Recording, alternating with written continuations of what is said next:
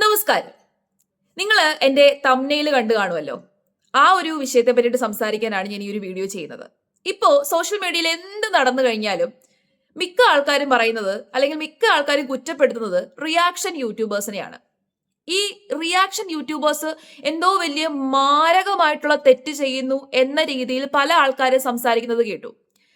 ചില reaction YouTubers too much ആയിട്ട് personal സ്പേസിലേക്ക് interfere ചെയ്ത് കയറി അനാവശ്യമായിട്ട് വീഡിയോസ് ചെയ്യാറുണ്ട്. പക്ഷേ എല്ലാവരും ആ ഒരു കാറ്റഗറിയിൽ പെടുന്നവരല്ല. എന്നാൽ ഈ റിയാക്ഷൻ യൂട്യൂബേഴ്സ് അങ്ങനെയാണ്. റിയാക്ഷൻ യൂട്യൂബേഴ്സ് തെറ്റ് ചെയ്യുന്നു. റിയാക്ഷൻ യൂട്യൂബേഴ്സ് പേഴ്സണൽ സ്പേസിലേക്ക് ഇടിച്ചു കയറുന്നു.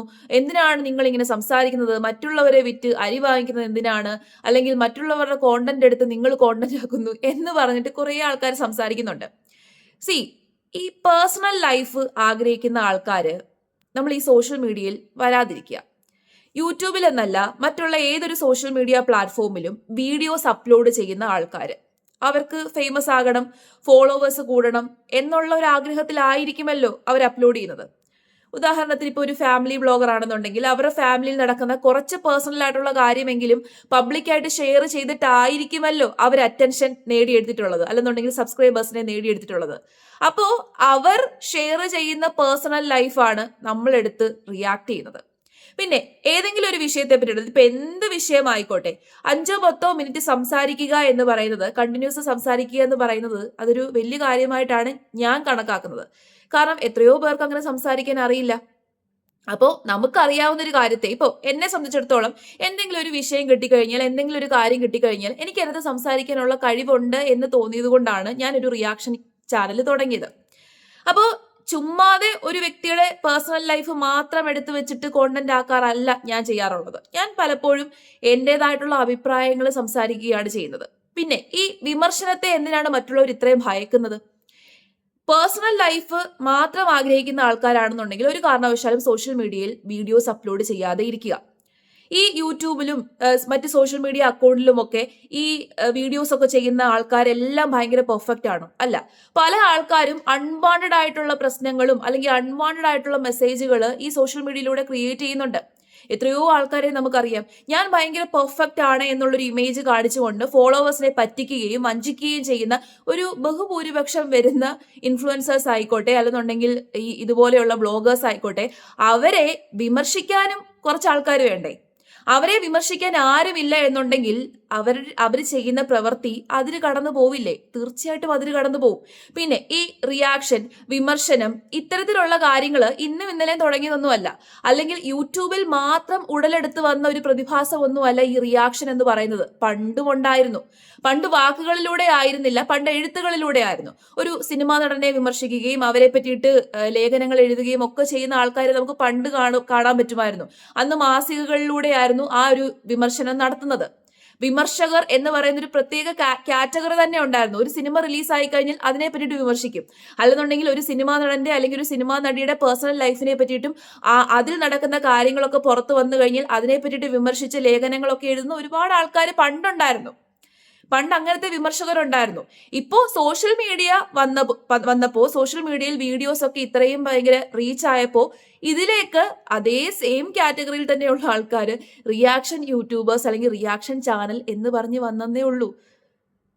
അതിനകത്ത് ആൾക്കാർക്ക് എന്താണ് ഇത്ര വലിയ പ്രശ്നമെന്ന് എനിക്ക് മനസ്സിലാവുന്നില്ല. നല്ല രീതിയിൽ റിയാക്ഷൻ ചെയ്യുന്ന എത്രയോ ആൾക്കാരുണ്ട്. ഇന്നലെ തന്നെ അഖിൽ എന്നാടിയുടെ വിഷയം, ഞാനത് ഒന്നും കൂടി പറയാൻ ആഗ്രഹിച്ചതല്ല. പക്ഷേ ഞാൻ ആ വിഷയത്തെ പറ്റിയിട്ട് വീഡിയോ ചെയ്യില്ല എന്ന് വിചാരിച്ചതാണ്. പക്ഷെ ഞാൻ ചെയ്തതിന്റെ ഒരു മെയിൻ കാര്യം, ഈ ഒളിച്ചോട്ടം എന്ന് പറയുന്ന ഒരു പ്രവണതയെ പല ആൾക്കാരും ന്യായീകരിക്കുന്നത് ഞാൻ കണ്ടു. അതുകൊണ്ടാണ് അതിനെ ന്യായീകരിക്കാൻ പറ്റില്ല എന്ന് പറഞ്ഞ് വീഡിയോ ചെയ്തത്. അപ്പോൾ തെറ്റായിട്ടുള്ള സംഭവങ്ങൾ സോഷ്യൽ മീഡിയയിൽ നടക്കുമ്പോൾ സോഷ്യൽ മീഡിയയിൽ ഞാൻ എത്രയോ വലിയ പെർഫെക്റ്റ് ആയിട്ടുള്ള വ്യക്തിയാണ്, ഞാൻ ഭയങ്കര പെർഫെക്റ്റ് ആണ്, എന്റെ ഫോളോവേഴ്സ് എല്ലാം എന്നെ ബ്ലൈൻഡ് ഫോൾഡർലി വിശ്വസിച്ചോണം, ഞാൻ ഈ കാണിക്കുന്ന പേഴ്സണൽ ലൈഫിൽ കാണിക്കുന്ന കാര്യങ്ങൾ മാത്രമാണ് സത്യം എന്ന് പറഞ്ഞുകൊണ്ട് നടത്തി വരുന്ന കുറെ ഉഡായിപ്പ് വ്ളോഗേഴ്സ് ഉണ്ട്, ഉഡായിപ്പ് ചാനലുകാരുണ്ട്. അവരൊക്കെ എന്തെങ്കിലും തെറ്റ് കാണിച്ചു കഴിഞ്ഞാൽ അതിനെ വിമർശിക്കാൻ മറ്റൊരാളില്ല എന്നുണ്ടെങ്കിൽ അവരുടെ ഈ തെറ്റിന്റെ അളവ് കൂടും. അവർ ബ്ലൈൻഡ് ഫോൾഡഡ് ആയിട്ട് ഈ ഫോളോവേഴ്സിനെയും സബ്സ്ക്രൈബേഴ്സിനെയും ഒക്കെ പറ്റിക്കും. അപ്പോൾ എല്ലാ രീതിയിലുള്ള ആൾക്കാരും വേണം. ഇപ്പോൾ നമ്മൾ ഫുഡ് ചെയിൻ പഠിക്കും. ഫുഡ് ചെയിൻ എന്ന് പറയുന്ന ഒരു പരിപാടി നമ്മൾ പഠിക്കുമായിരുന്നല്ലോ, പണ്ട് സയൻസിൽ പഠിച്ചിരുന്നൊരു കാര്യമാണ്. അതായത് ഒരു പ്രകൃതിയിൽ ഈ എല്ലാ ജീവജാലങ്ങളുടെയും ബാലൻസ് ഉണ്ടായിരിക്കണം.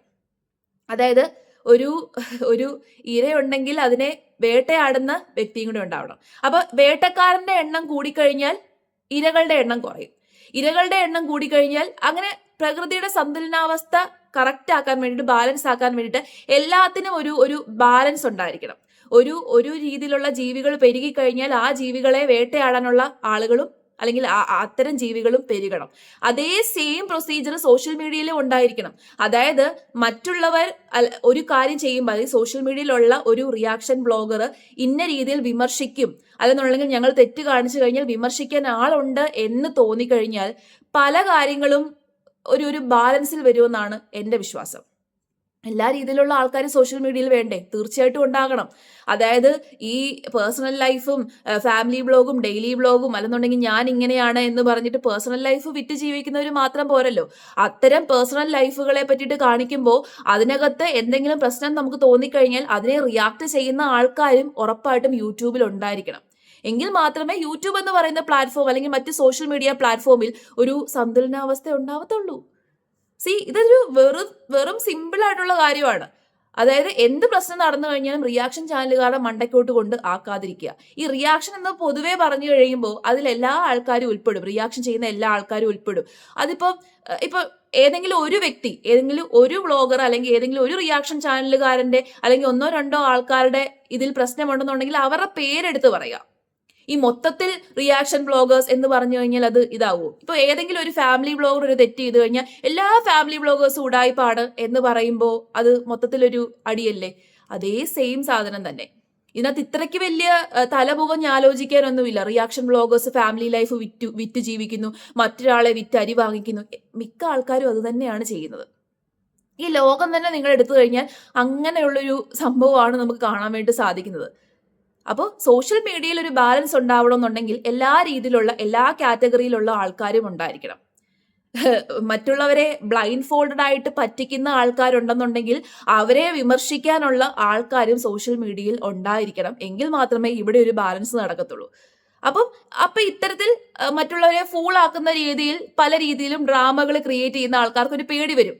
ഞാൻ ഡ്രാമ ക്രിയേറ്റ് ചെയ്ത് കഴിഞ്ഞാൽ അത് ഡ്രാമയാണ് എന്ന് കണ്ടുപിടിക്കാൻ ഒരാളുണ്ടല്ലോ എന്നുള്ളൊരു ചിന്ത ഉണ്ടാകും. പിന്നെ റിയാക്ഷൻ യൂട്യൂബേഴ്സും പരിധി വിടാൻ പാടില്ല. അത് എൻ്റെ അഭിപ്രായമാണ്. നമ്മൾ മറ്റുള്ളവരെ പറ്റിയിട്ട് റിയാക്ട് ചെയ്യാം, മറ്റുള്ള കാര്യങ്ങളെ പറ്റിയിട്ട് വിമർശിക്കാം. പക്ഷേ നമ്മളും അത്ര വലിയ പെർഫെക്റ്റ് അല്ല എന്ന ചിന്താഗതി ഉള്ളിൽ വെച്ചുകൊണ്ട് നമുക്ക് റിയാക്ട് ചെയ്യാം.